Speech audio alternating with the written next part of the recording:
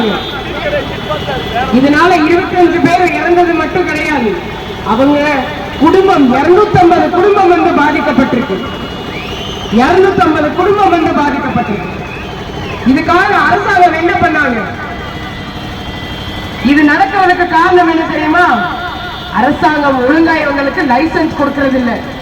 அதனால இல்லீகலா நிறைய விஷயங்கள் நடந்துகிட்டு இருக்கு.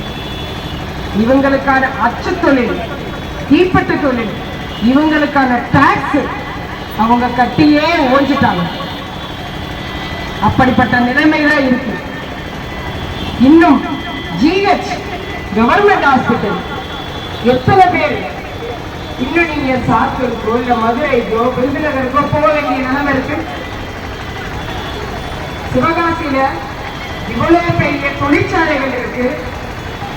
ஒரு ரிஸ்கான ஏரியா, ஒரு கவர்மெண்ட் ஹாஸ்பிட்டல் எப்படி இருக்கணும், அதுக்கான வசதிகள் கூட இல்லாம தான் இன்னைக்கு நம்மளோட கவர்மெண்ட் நம்மளை நடத்திக்கிட்டு இருக்கு. இன்னொரு முக்கியமான விஷயம், 7000 கோடி ரெவென்யூ, சிவகாசி மட்டும் 7000 கோடி ரெவென்யூ கொடுக்குது. அதுல இருந்து ஒரு சரி பாதிய கொடுத்தா உங்களுடைய பாதுகாப்பு, உங்களுடைய தொழிலாளர்களோட பாதுகாப்பு எப்படி இருக்கும்? ஆனா இவங்க என்ன பண்றாங்க? அரசாங்கம் இருக்கிற எம்எல்ஏ, மினிஸ்டர்ஸ்